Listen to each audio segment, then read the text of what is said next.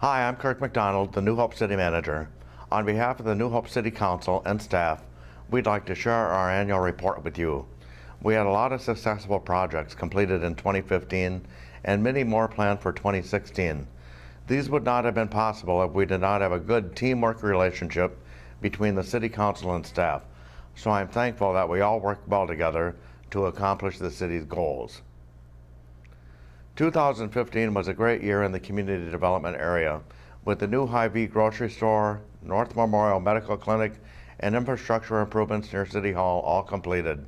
Here is Community Development Director Jeff Sargent to tell you about some of the projects that were completed or are still in process. The City of New Hope is experiencing a redevelopment boom as of late, with nearly $35 million worth of construction in 2015, and about that much construction anticipated for 2016. In what is easily the most anticipated redevelopment project that the city has experienced in many years, the Hy-Vee grocery store opened its doors on September 22nd of 2015. A little bit of history there. The city purchased the 14-acre site in 2012 in anticipation for redevelopment. The city went through a process where it looked at a couple different master plans for the area and wound up selecting Anderson companies who had proposed this Hy-Vee development in early 2014. The city then went ahead and sold the property to Anderson and Hy-Vee in September of 2014. Through the redevelopment process, they broke ground on November of 2014, and it took about a year to construct the 90,000 square foot building, which again opened on September 22nd of 2015. Hy-Vee is a 90,000 square foot grocery store, which is quite large for normal grocery stores, but it boasts a lot of things that normal grocery stores don't have. It has a full sit-down restaurant in it. It has a full wine and spirits section. It has many different boutiques around its conventional grocery section, including different varieties of food, all organic section, a full pharmacy, a bakery, a charcuterie. So a lot of different elements all in one store, kind of the one-stop shop for people in New Hope.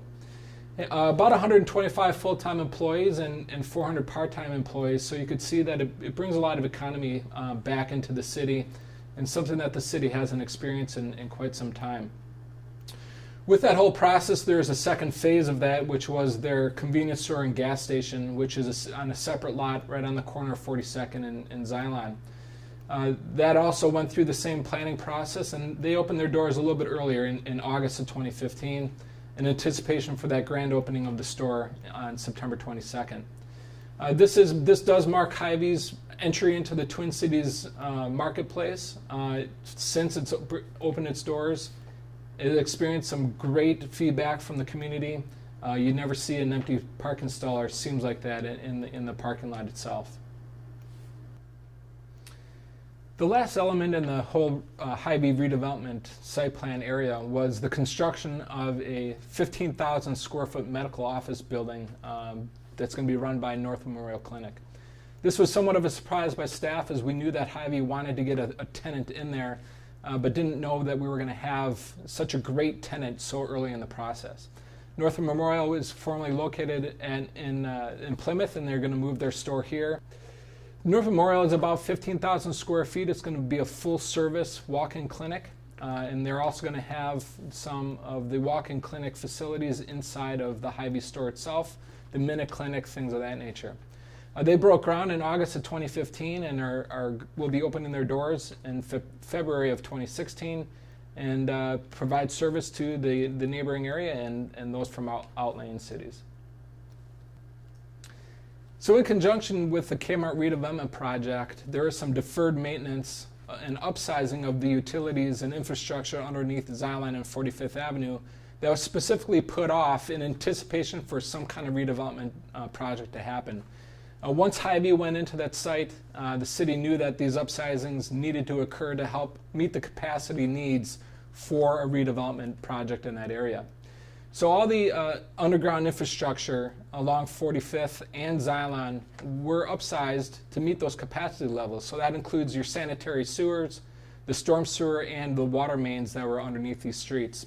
So complete reconstruction of Xylon occurred from 42nd to 46th, and complete reconstruction occurred on 45th Avenue from Xylon to Winnetka.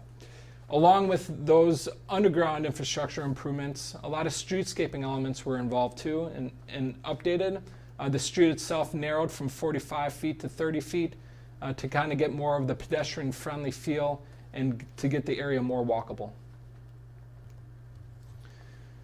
So now the City Council has a brand new redevelopment project in the Hy-Vee section. We had the upgraded infrastructure underneath Xylon and 45th. The next step is to make it all look good. The City Council undertook a big project here in the streetscaping improvements that are occurring along Xylon and 45th Avenue. A lot of these public improvements were needed also, but also went into the walkability and really just making it more pedestrian friendly out there. Some of these improvements include an entry plaza with an electronic reader board sign that's going to be run by the city. It's going to give city events, updates on city functions, alerts that people might need to see. It also includes a decorative colonnade structure right on the corner. Really give a good entry feel to the city center area. Banner columns, arbor structures, pedestrian scale lighting, colored crosswalks, all these streetscaping elements are involved to really make the area feel like it's somewhere that you want to go to, somewhere that you want to hang out, recreate, ride your bike, jog, whatever it might be. That's the intent of the council, was to really get that feeling that you want to stay there and be in that area. So that includes a 10-foot multimodal path on the west side of Xylon Avenue, bike stalls, benches, seating areas, all these to invite people to come in, walk along Xylon Avenue, go shop at Hy-Vee, come to the city pool, come to City Hall if you really need to do that as well too. This is a big project. It was about a $6 million project in total for the infrastructure and the streetscaping, and this was something that the council really thought long and hard about as far as how to finance this. Ultimately, the council sold bonds to finance this project, a big step for our city council, but something that the city felt was really needed, and in the long run, it's going to be very beneficial for the city. So in conjunction with the streetscape project that's happening along Xylon Avenue, the city really did a pretty cool thing in collaborating with the Hennepin Technical College and their graphics art class. We challenged them to help us try to redesign street banners for the city of New Hope. So all of the street lights that are going up, the new ones that are going up on Xylon Avenue, have banner arms on them, so you could attach banners. Much like other cities have banners that promote their city, we wanted the same thing. So the City Council selected banners designed by Molly Notterman, who used our current tagline, "A great place to grow," and kind of went a step further and said, well, New Hope's also a great place to live and to work and to shop and to play and to learn. And so she created banners each for those different types of elements. And so we have 6 different banner designs, each incorporating those different types of areas in the city that are now along 42nd Avenue and that will later be placed on Xylon Avenue once the streetscape design is fully completed. You know, a lot of the redevelopment efforts that have happened in 2015 were city initiated. Us promoting land that we own to developers that we wanted to build something that we also wanted. So it's always nice when the private sector comes in and approaches the city with ideas of what they want to do with some properties. And this is what happened when Industrial Equities came to the city and wanted to purchase the property at 9449 Science Center Drive. This is a site of an underutilized building. It was actually vacant when they purchased it, right there on the corner of Science Center Drive and the frontage road for Highway 169. It was about a 50,000 square foot industrial building, 2 levels, the second level being completely underground. Very underutilized building, kind of falling apart, one that we needed to or wanted to see get demolished anyway. So Industrial Equities came along and purchased that site in the summer of 2015 with the idea that they were going to completely demolish that building and build a brand new 48,000, essentially state-of-the-art new industrial building on that property. So the plans that they came in with was a 1-story, 48,000 square foot building, 24-foot high, clear ceilings, enough tenants' bays in there to house either one large tenant or 8 smaller ones. A real big economic driver for the city, a brand new building on Highway 169, good visibility for the city, a good welcome to New Hope with a brand new building on 169. So something that staff was really encouraged about. So in November, the City Council approved about a $250,000 TIF district to help them with some demolition costs, some asbestos removal costs, and a little bit of site cleanup on that property. Something that we were very happy to do, considering that what we would get after the project was complete.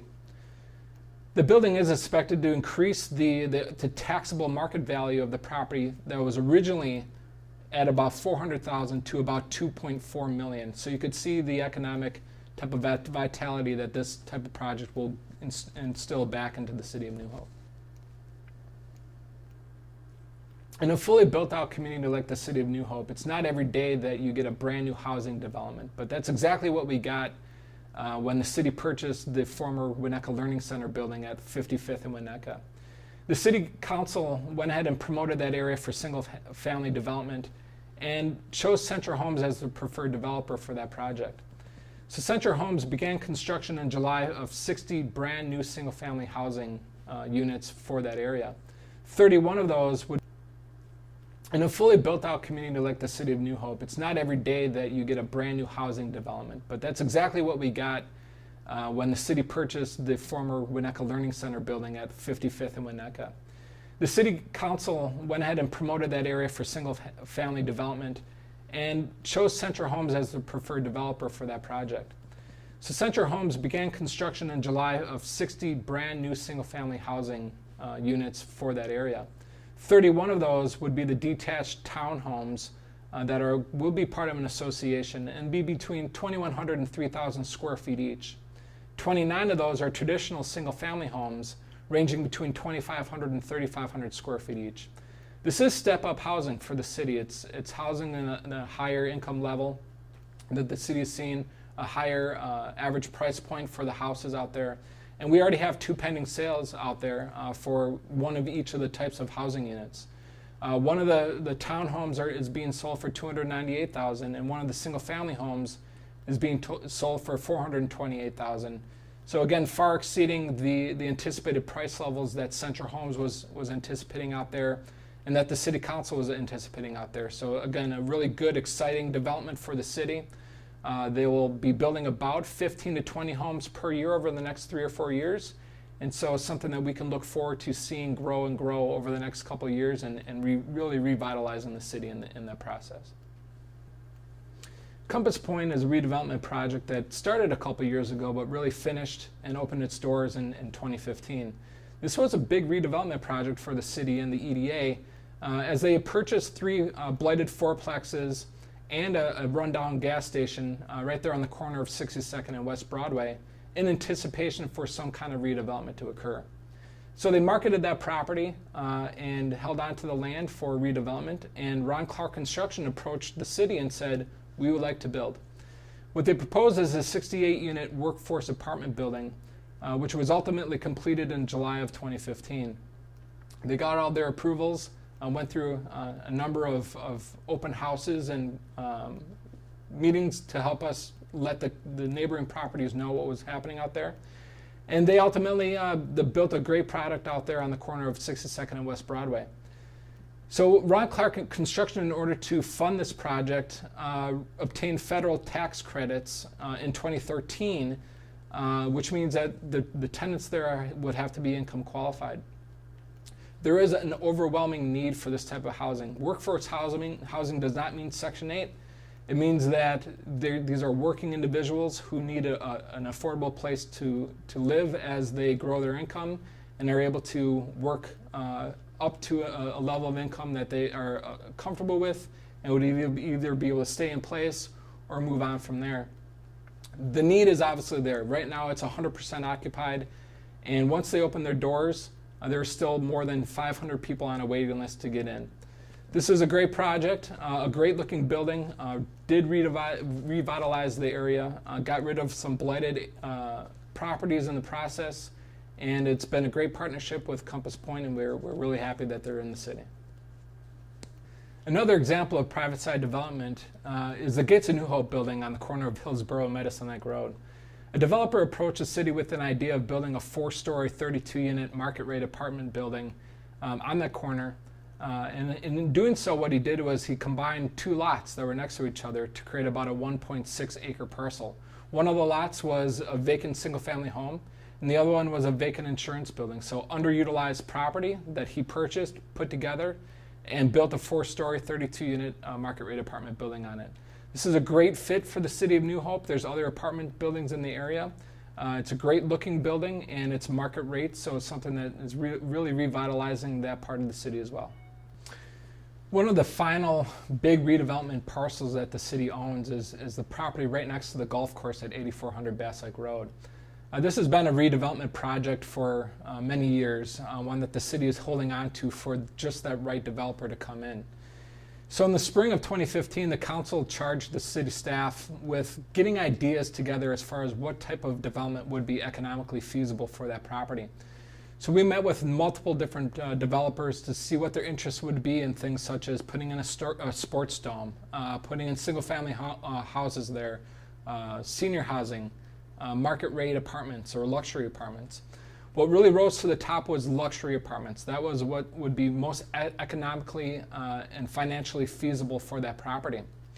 So once we determined that that was the type of use that would work best on that property, we went out to different developers who might be interested. And Alatus stepped forward and said that they would be very interested in this property. Alatus is a company that mostly deals with construction in the downtown St. Paul and Minneapolis core, but wanted to branch out to neighboring communities and surrounding suburbs and really start to get their foot in the door as far as construction in these outlying suburbs. So they approached the city of New Hope and said, we have a great product that will work perfectly for this area. So in August of 2015, city staff held an open house for all the neighboring property owners to get some feedback from them to see what they would like, how they like the development, give some feedback on it as far as a little bit of site planning, what the building should look like, things of that nature. Alatus proposed a pretty good concept plan at that meeting, about 180 units, 4-story building, great high quality design, a lot of amenities for that building, a lot of the different things that building would offer that no other building in New Hope would offer. So the city entered into a preliminary development agreement with Alatus in October to give us exclusive negotiating rights with Alatus to help further refine their plans and figure out what exactly they could do on this property.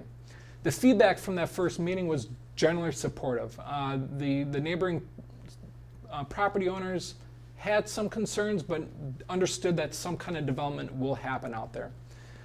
Something that really hit home was some of the amenities that this development will have to offer.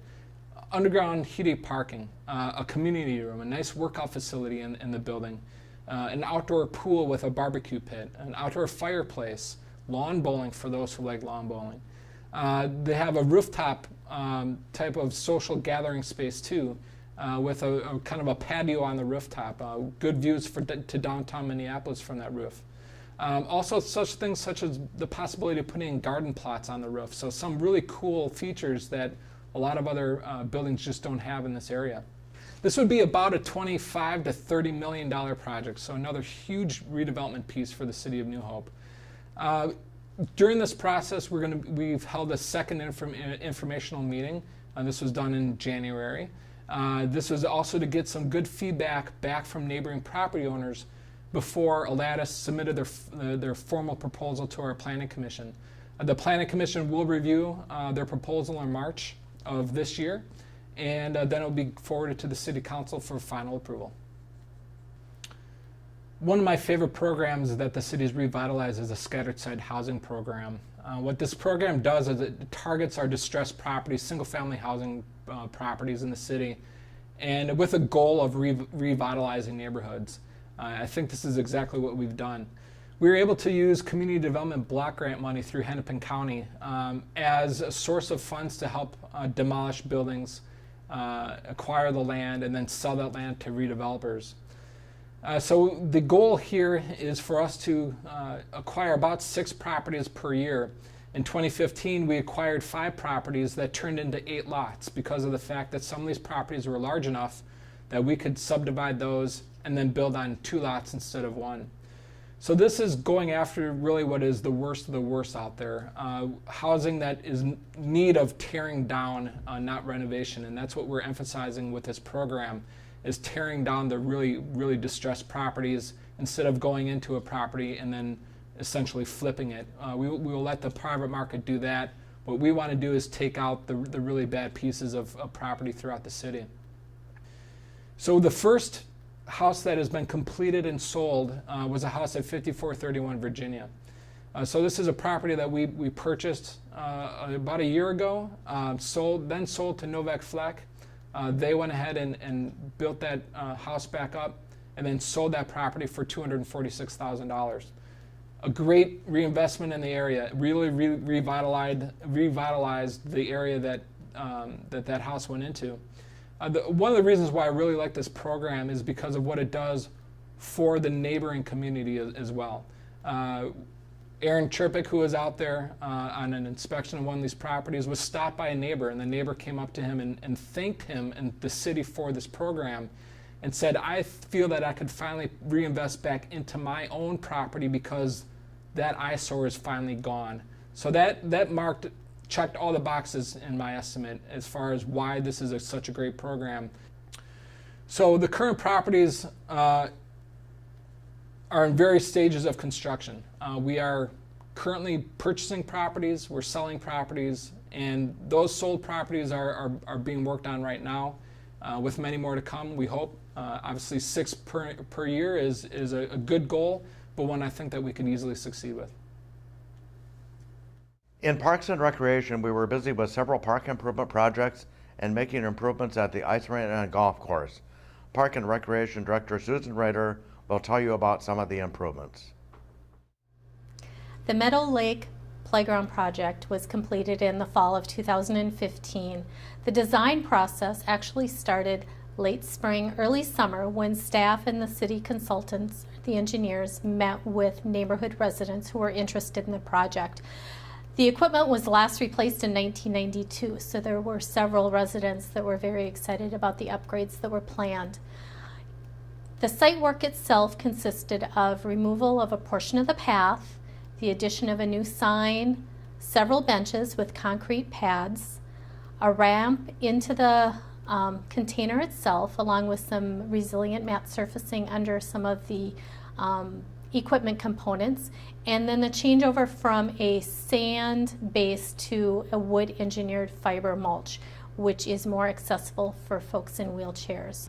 The project actually started in August and was completed yet in the fall of 2015 at a cost of about $131,000 that came from the Park Infrastructure Fund.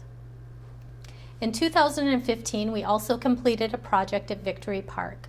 Victory Park is one of our most heavily used lighted softball and soccer field complexes for adults. In 1991, that complex was built near a wetland area.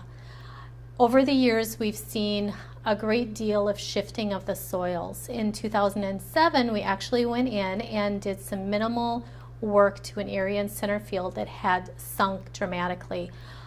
Those repairs were made, but that was the extent. So in 2015, we came in to raise the elevation of right field.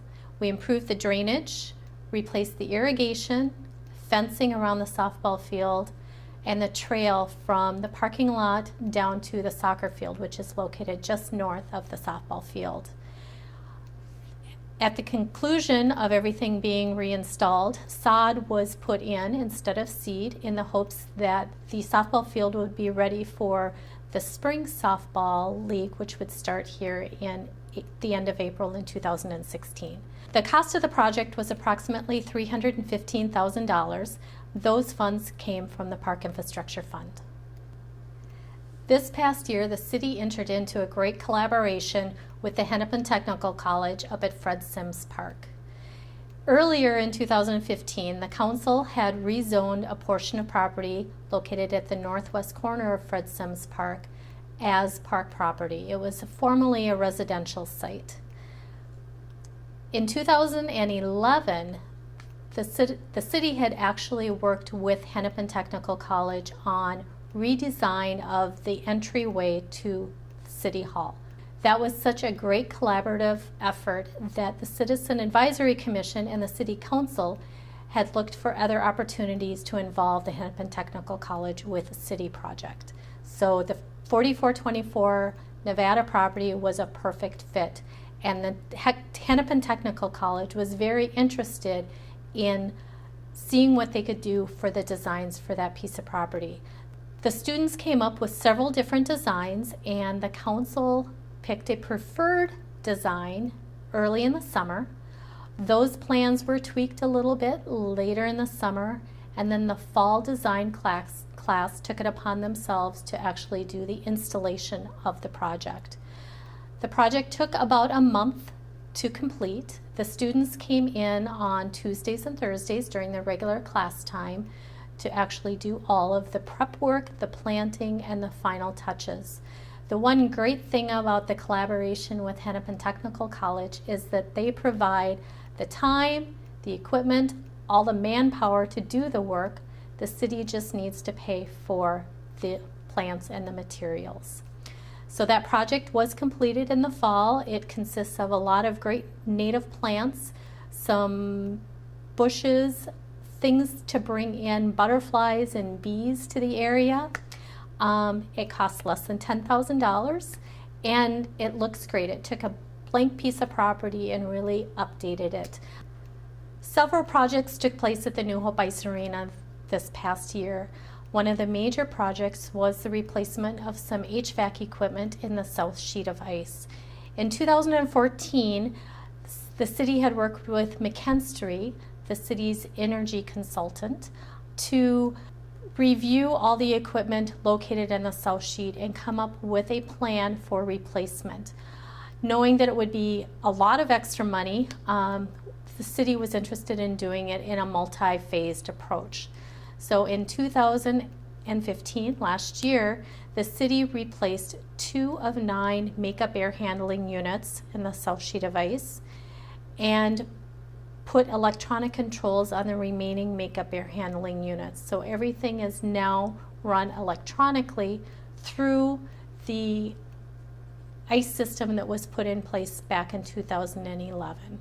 The project cost for this first phase was approximately $210,000.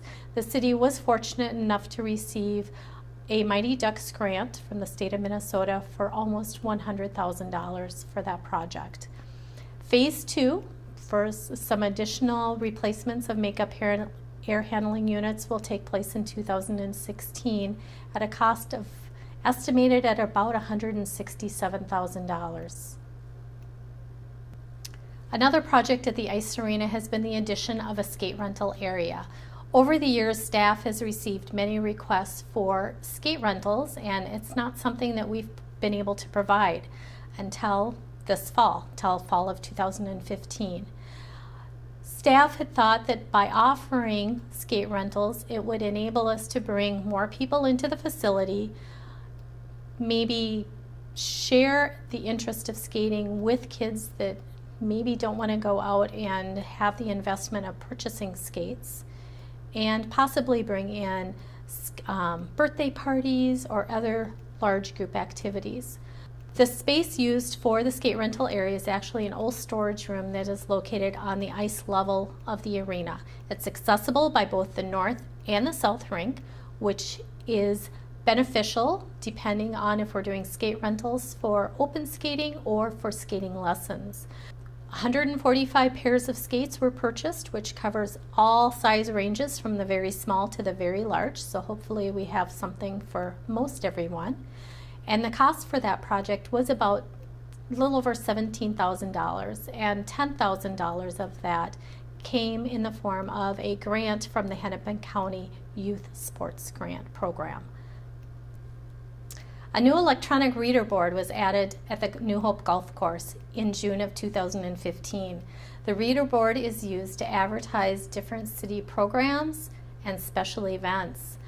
We were fortunate enough to receive a large donation from the New Hope Lions, which covered almost the entire cost of the project of about $50,000. An upcoming project for 2016 is the replacement of the playground area down at Northwood Park and the additional trail work down there. That equipment down at Northwood Park is approximately 20 years old, so it's not the oldest equipment in our system, but it is some of the most heavily used. So this project was designed to coincide with a planned stormwater project that will be taking place here in the northwest quadrant of the park starting in the spring of 2016. This project, playground project, like all of our others, has involved the input from the neighborhood. There were several committee meetings held late fall where the neighbors were able to give input and direction on what kind of equipment they would like to see in the new area.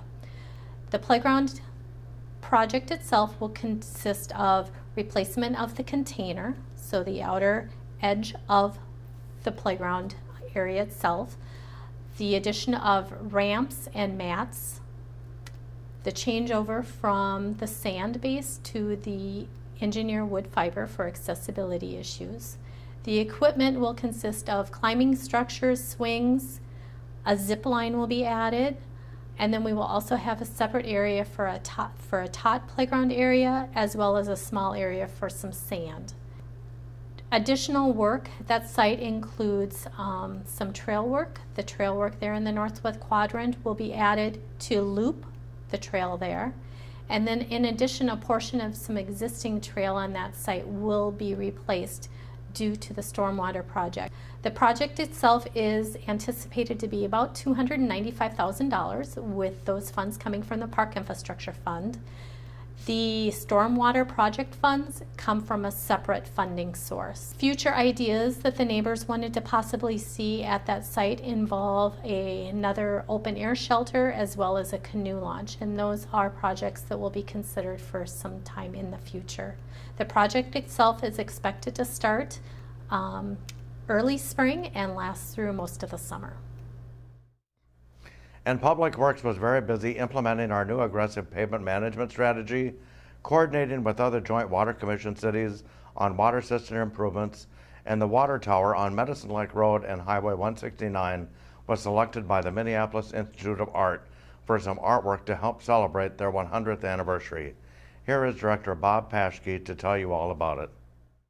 New Hope completed a $4 million street infrastructure project in 2015, which made improvements to about 12 miles of city streets in the central part of the city. The project was the first large project to implement the new pavement management strategy, which the City Council approved in 2014. The new pavement strategy shifts the city's primary focus from full street reconstruction and water main replacement to pavement overlays that will add structural integrity to the streets and improve the driving surfaces. With the new approach, the city will be able to improve longer distances of streets more quickly. In years past, when the city focused on full street reconstruction and water main replacement, they could only afford to do a few miles of improvement of streets each year due to the high cost of these improvements and the limited funds, since the city does not assess taxable property. The 2015 project included reconstruction and new water main for about a mile of streets on Flag and 50th Avenues, where the pavement was in poor condition and there was chronic utility issues.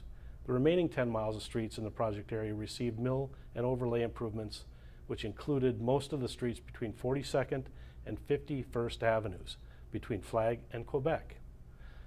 The mill and overlay process involves milling off the top 2 inches of the pavement on any given street and replacing it with 2 inches of new pavement, revitalizing the roadway.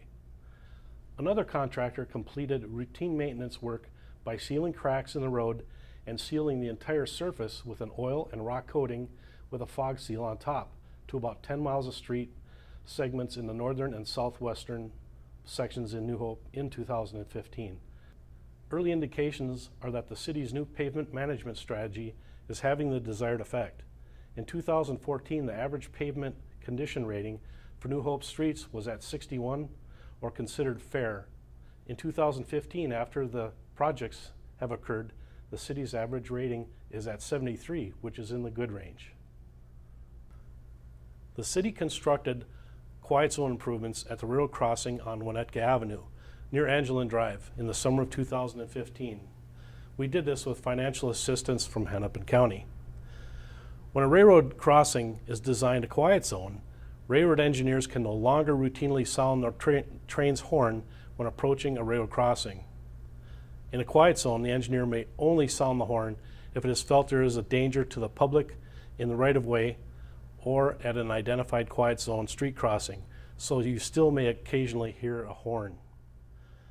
The Federal Railroad Administration can designate a crossing a quiet zone when supplementary safety measures are constructed at the crossing to ensure that the safety of motorists is at hand.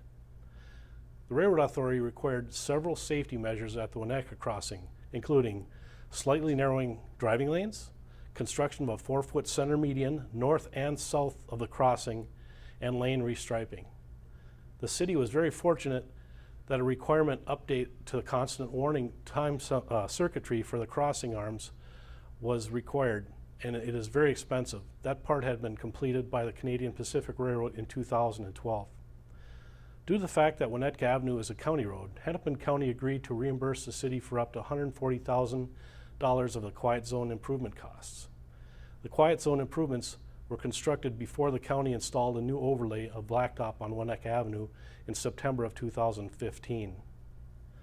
The Federal Railroad Administration formally implemented the quiet zone in October of 2015. The quiet zone at Winnetka Railroad Crossing was the second one implemented in New Hope. A quiet zone was approved for the Boone Crossing in 2014, the year prior. The Joint Water Commission cities of Crystal, Golden Valley, and New Hope purchase water from the city of Minneapolis, and they've been doing that since the 1960s. This water comes from Mississippi. If this water supply coming from Minneapolis were to somehow be compromised by drought, contamination, or other issues, the JWC previously had no backup water supply. In 2013, contractors rehabilitated the municipal well in New Hope. That well was drilled in 1958 and deactivated upon the establishment of the JWC. Since then, it had been used by the DNR as an observation well. In 2015, all new hardware was installed and it was made completely operable again by producing 1,100 gallons per minute as an emergency water supply.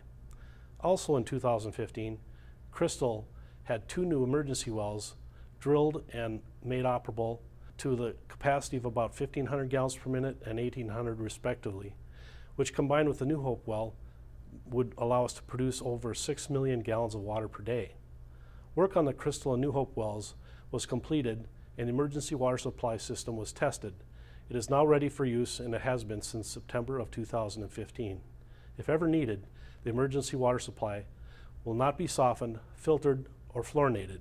It will only be treated with chlorine, and this is for essential use. Last year, the Joint Water Commission also replaced the 36-inch water main that delivers water from the city of Minneapolis through Robbinsdale to the reservoir in Crystal. The 52-year-old concrete supply line experienced major breaks in Robbinsdale in June of 2013 and again in September of 2014. Both of those became very disruptive and expensive. An engineering consultant analyzed the structural integrity of the water main in the fall of 2014 and found that 9% of this pipeline was compromised and several sections had a high risk of failure. In March of 2015, the JWC board, with the support of the 3 city councils, approved plans for a $4 million project to rehabilitate the 2.5 miles of water main using mainly slip lining technology. This used a variety of installation methods which were used across intersections in order to reduce costs and limit the disruption to the project to motorists, businesses, and residents. Lining of the water main began in May and was completed in October of 2015. In June 2015, the City Council approved a 30-cent per 1,000 gallon increase in the water fee to fund New Hope's $1.4 million share of the repair costs. The emerald ash borer beetle has killed tens of millions of ash trees across the eastern United States and Canada. In Minnesota, the beetle was first discovered in St. Paul back in 2009. Just last year in the fall of 2015, the first case of emerald ash borer was confirmed in Plymouth, and that's near the border with New Hope. From 2010 till 2015, New Hope has budgeted $100,000 each year to preemptively address the emerald ash borer problem.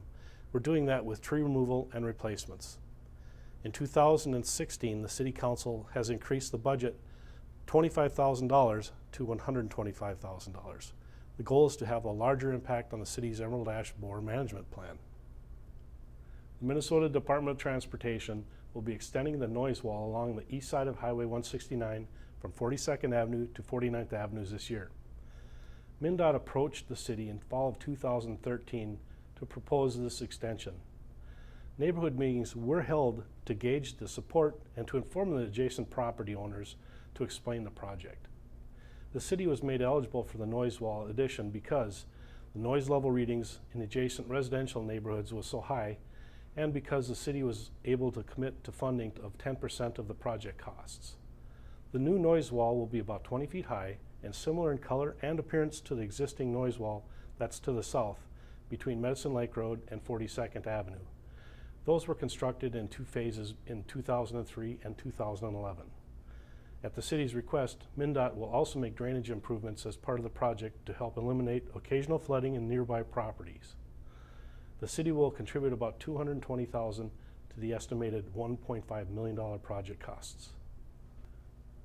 The Minneapolis Institute of Arts did a number of fun public art projects in 2015 to celebrate its 100th anniversary. New Hope took part in one of those projects. In late May, the Institute wrapped water towers of Minnetonka, Chisago City, and New Hope with reproductions of artwork from its permanent collection. The artwork displayed on New Hope's South Water Tower was a representation of a woodblock print by Japanese artist entitled Under the Wave of Kanagawa. The print depicts 3 boats on a stormy sea beneath Mount Fuji. The art remained in place May through September of 2015. New Hope will continue its aggressive pavement management strategy in 2016 by tackling 2 large street infrastructure projects. The first being Northwood South. The Northwood South infrastructure projects involves all of the city streets from Northland Parkway to the 36th Avenue, from Boone Avenue to New Hope's western boundary for Highway 169. The Northwood South project area includes 3.2 miles of streets with pavement ratings between poor and very poor. A portion of the area will be fully reconstructed from the water main up. Generally, those streets with both poor pavement conditions and a significant history of utility issues. Other portions will receive mill and overlay improvements with spot storm and sanitary utility improvements as needed. To expedite the project, City Council decided to issue about $4 million of general obligation bonds at very favorable interest rate of approximately 2.2% to fund the majority of the project costs of the estimated $4.3 million project. Work on the project will begin this spring.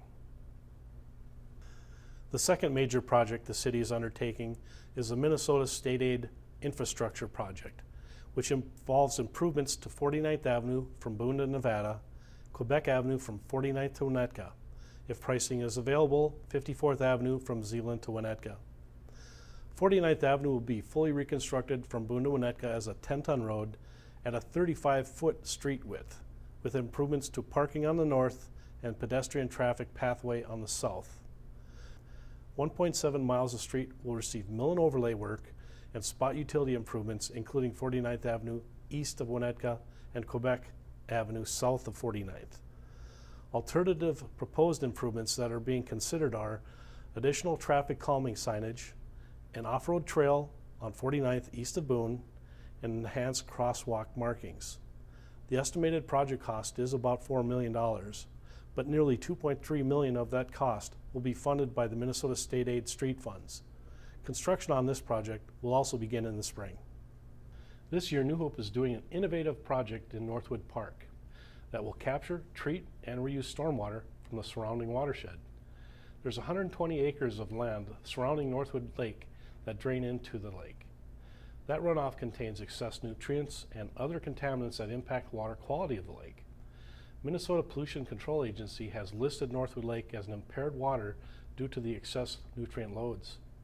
A common practice to improve the water quality of the groundwater has been to construct a pretreatment pond that filters the runoff before it enters into the lake.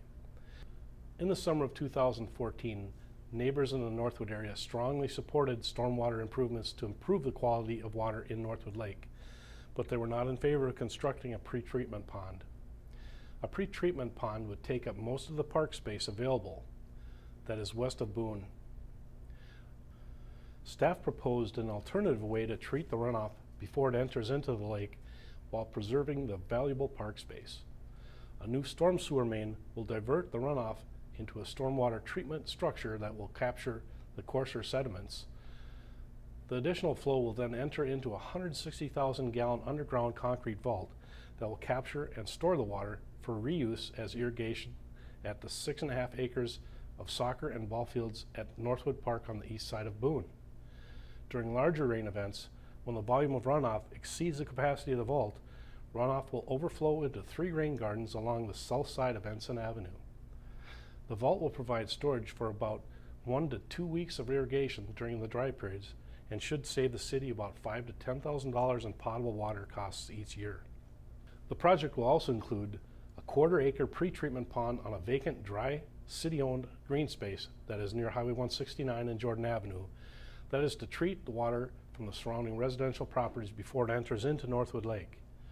The stormwater improvement project near Northwood Lake will cost a little under $2 million. The city cost will be about $300,000, with the remaining contributions provided by Bassett Creek Watershed at about $720,000, $300,000 from Minnesota Pollution Control Agency as a grant, and also $400,000 from the Minnesota Board of Water and Soil Resources as a grant.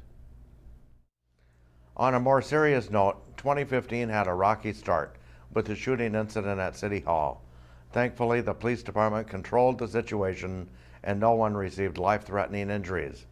And the city council and staff, along with the Citizens Task Force, continued to study the need for a potential new police station in City Hall. Here's Chief Fournier to give an update. As you know, 2015 was quite a year for the officers of the New Hope Police Department. The events of January 26th had long-lasting effects. For most of the year, the police department operated 1 to 2 officers short of our allotted complement of 34. I'm happy to report everyone involved has recovered from their injuries and are back to work. In October, the Hennepin County Grand Jury delivered a no indictment on charges related to officers' use of deadly force in the death of Raymond Kmetz. We've now put this matter behind us and look forward to new challenges. Only through our dedicated training and self-sacrifice was such a positive outcome achieved under extremely volatile circumstances. The police department scored very well in a recent city survey. 91% of survey respondents rated the police protection in New Hope either excellent or good, and 94% of residents feel safe walking in their neighborhoods. New Hope officers patrol diligently and work very hard to keep residents safe. It's at the core of what we do. Of course, we aren't as successful without you, so we encourage residents to remain vigilant and work with us to keep their neighborhoods safe. Our active neighborhood watch groups are a great way to get involved and become a positive part of our crime prevention program. As for crime, the number of more serious or Type 1 crimes showed a moderate decrease in 2015, while the less serious or Type 2 crimes fluctuated up and down during the same time period. About 73% of those surveyed felt area crime in the last 2 years has stayed the same, while only 21% thought there was an increase. 3 issues residents chose as the greatest public safety concerns were traffic and speeding, youth crimes and vandalism, and drugs. A full-time traffic officer was added last year to focus on speeding and other traffic-related concerns. And New Hope's thriving DARE program continues to help kids understand the dangers of drug use and helps to foster trust between youth and police officers. We currently have 2 school resource officers assigned to Cooper High School and District 279's North Education Center to work with teens and help keep our schools safe. Finally, the police department ended the year on a high note with its annual awards recognition event.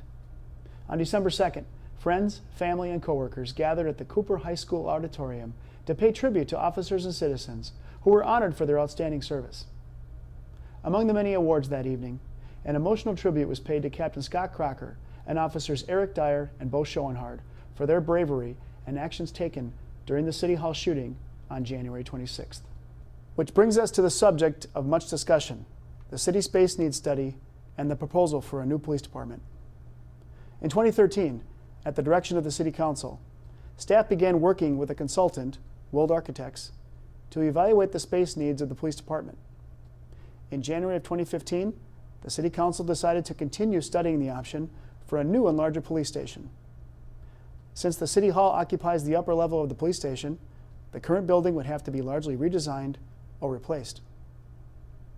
The factors driving the study included significant maintenance issues in the current municipal building, and the fact that the police department has simply run out of space to do their job safely and efficiently. Some existing building deficiencies include replacement of roofs over Park and Recreation and City Hall, replacing over 40 windows, and the replacement of the entire HVAC system. On the police side of things, several areas came up deficient, including a lack of proper interview rooms and lobby space, additional office space, storage for squad cars and equipment, patrol workstations, and larger locker rooms. Finally, the City Hall was also in need of improvement. In February of 2015, the city's consultant presented its final findings to the City Council to consider a new or expanded police station and to address the City Hall growing deficiencies. It recommended roughly twice the size of the current building. The City Council directed staff to form a citizen task force to study the issue. The task force was formed in May of 2015 and met throughout the summer. In September, the task force presented its recommendations to the Council, which included: first, an updated police station and City Hall facility was needed. Second, the city should build a new municipal building for an estimated $18.5 million rather than remodeling or adding on to the existing structure for an estimated $17.4 million. And thirdly, the new police station and City Hall should be constructed somewhere on the current City Hall or Civic Center Park site.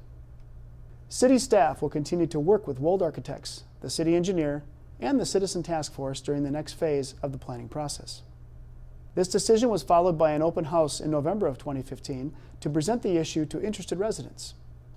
Since now the focus is on Civic Center Park, the task force will be expanded to include representatives from the neighborhood. The key elements of the next phase of the study will include determining options for where a new police station and City Hall will be located on Civic Center Park campus. Evaluating these options will include soil borings and identifying locations that will accommodate the future amenity needs in the park and also take into consideration the concerns of park neighbors. Following the conclusion of this phase, the City Council will evaluate the findings and present them to the community at another open house. As the process moves along, input from the community is an essential component and will remain an important part throughout. And I'd like to provide a quick update on the GreenStep program, the 2015 citywide survey, West Metro Fire District, and several other issues. New Hope became the 75th Minnesota GreenStep city in January of 2015. So GreenSteps is a voluntary program that helps cities achieve sustainability. So the program is based on best practices in 5 different categories, including buildings, land use, and environmental management. So a best practice is achieved by completing several actions that are focused on both cost savings and energy reduction. So in early 2015, the city completed an inventory of actions we had already taken to date, and the city was rated as a step 2 because we had already completed 15 of the 29 recommended actions. So in April, the city was informed that we would be moving up to a step 3 rating because of actions that we have completed during this year, including adopting a recycled paper policy, purchasing energy efficient appliances, and things like that. So it's quite an achievement. Only 20 out of 91 cities in the program have achieved the step 3 status so far. This past year, the city hired Morris Leatherman Company to complete a citywide survey. Morris Leatherman is an expert in public sector surveys, and the last survey they completed in New Hope was in 2005. So the purpose of the survey is to ask resident opinions about city services and issues. 400 randomly selected residents were asked to respond to 134 questions that were selected by the City Council. There's a margin of error of plus or minus 5% on the survey.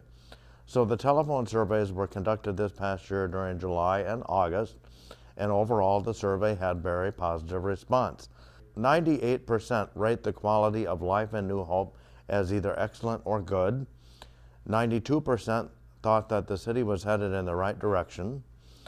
87% rated the value of city services as either excellent or good. And 83% strongly approve of the job the mayor and city council are doing. Of course, there's always room for improvement. 14% felt that the condition of city streets was a problem. So, on the reverse side, 74% said that they did support the city's new aggressive pavement improvement program. So all in all, the responses were a big improvement over the survey that was conducted in 2005. In 2015, the City of New Hope sold $10 million in bank-qualified bonds for infrastructure improvements in the city center area and the area south of Northwood Lake. Standard & Poor's, the bond rating agency, reaffirmed New Hope's AA long-term rating.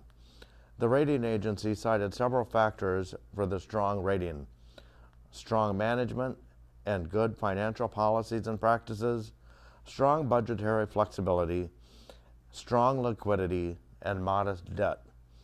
This strong rating enabled the city to receive highly competitive interest rates on the bonds.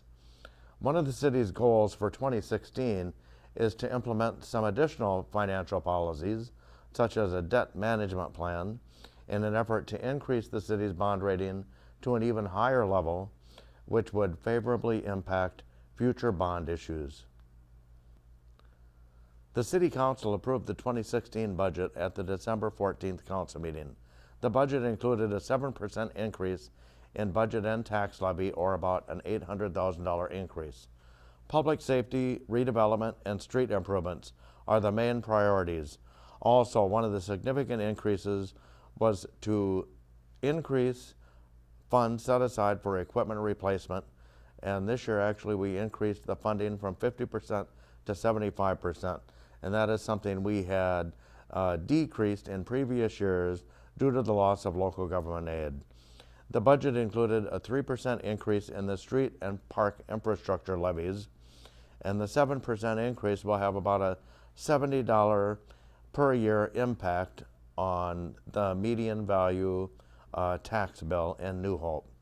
So when comparing our tax levy to neighboring cities, it may appear a little high, but it's important to remember that New Hope does not assess for street improvements to tax-paying properties, and that cost is included with your tax bill, and the street levy actually accounts for about 15% of the overall tax rate.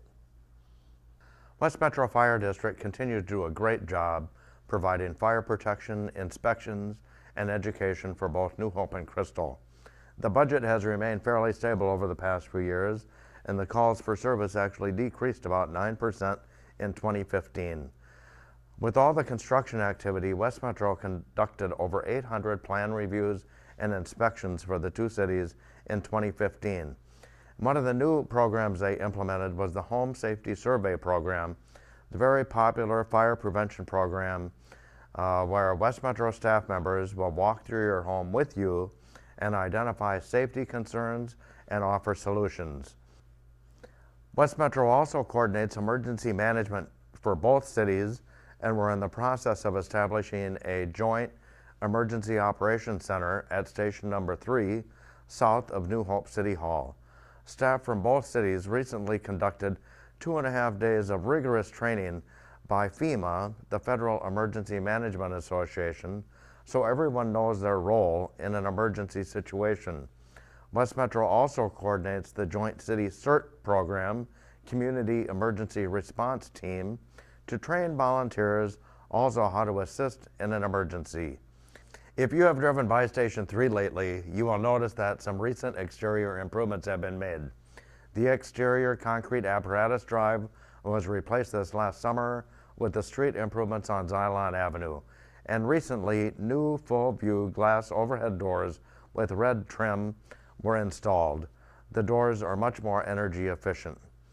Three main priorities for the fire district in 2016 are: 1, the fire board will be reviewing options for the aerial truck, either refurbish or replace it. 2, the board itself is conducting some strategic planning exercises and is specifically looking at facility needs into the future. There are currently 3 fire stations, and we'll be looking at whether the number of stations could be reduced or not. And 3, the district has established an officer candidate program. Because of the number of firefighters that are eligible for retirement in the near future, we want to be sure that there's a good succession plan in place for the future retirements to train new personnel. That wraps it up for this year's annual report.